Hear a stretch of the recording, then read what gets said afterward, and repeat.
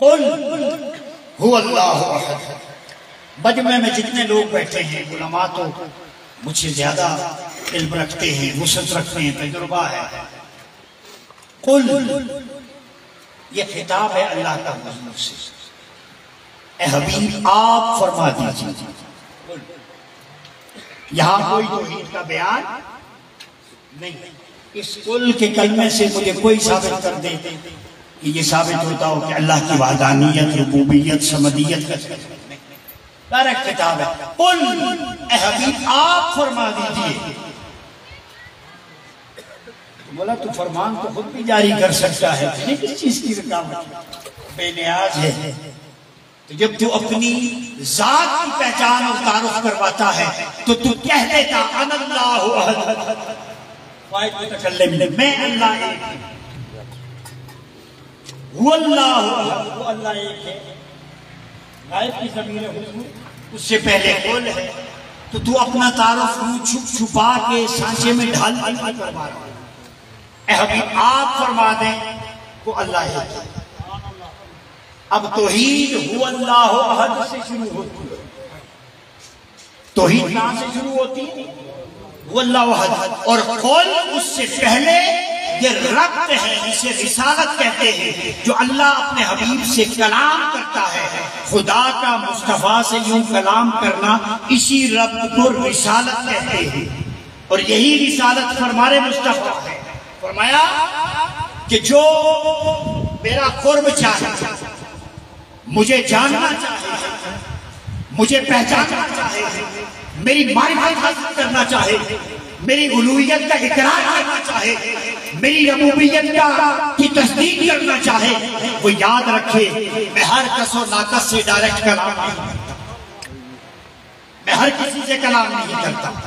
मैं अपना तारुफ खुद नहीं करवाता। मैं बेनियाज हूं, मैं कुछ भी कर सकता हूं, मेरे लिए कोई रुकावट नहीं। मगर जब अपनी जात की पहचान करवानी हो, तौहीद की पहचान करवानी हो, तो याद रखो मैं अपने हबीब के वसीले के बगैर तुमसे कलाम नहीं करता।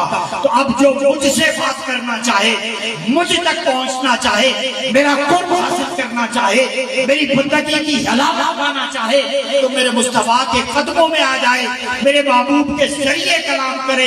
इसलिए कि मैं मुस्तफा के बगैर अपना तारुफ नहीं करवाता। तुम्हें जरूरत कैसे हुई कि मेरे मुस्तफा के बगैर मुझसे राब्ते की कोशिश करो? तो हुजूर की जात, कौल और सुन्नत और राब्ते और जरिए के बगैर अल्लाह की तौहीद का इकरार मुमकिन नहीं है। तो कुरान बता रहा है पहले ज़ाते मुस्तफा पर और कौले मुस्तफा पर ईमान होगा, उसके जरिए से फिर खुदा की तौहीद पर ईमान। दूसरा एंगल हुज्जियत हदीस का कुरान से। कुल हबीब आप।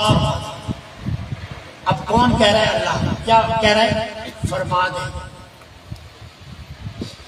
ठीक है ना, फरमा दे। तो हुजूर की कई अहादीस में है कुलू ला इलाहा इल्लल्लाह वो मोहम्मद रसूल। और ये भी यहाँ नुक्ता वादे कर दूं, कई लोगों को इश्काल है कलमा तय्यबा जी हदीस में नहीं है, कुरान में नहीं है। कुरान में ये कलमा तय्यबा है मगर मुतफर्रक है, मुज्तमी है।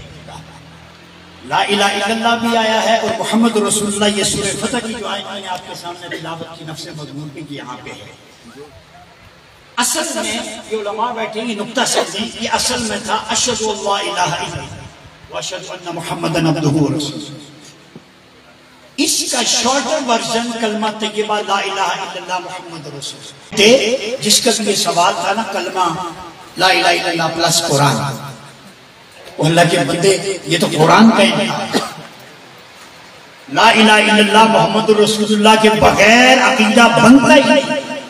ला इलाहा इल्लल्लाह एक नजरिया फिलॉसफी है, मोहम्मद रसूलुल्लाह इसे अकीदा और फेथ बना देता है। क्योंकि रब कहता है ला इलाहा इल्लल्लाह मैं भी कह सकता था, मगर कुल हुवल्लाहु अहद मेरे महबूब को मान के आओगे तो यह बना के फेथ ज़ाते मुस्तफा बना, कौले मुस्तफा हुजूर की सुन्नत बना।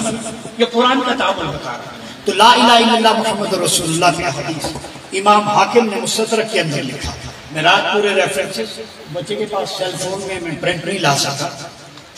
एक हदीस हिब्रो हाजिर उम्मा, यहाँ अब्बासी ज्यादा है ना, सीना अब्दुल्ला इब्न अब्बास की औलाद से सब जो भी है, वो तर्जुमान कुरान है, representative of the Holi Quran.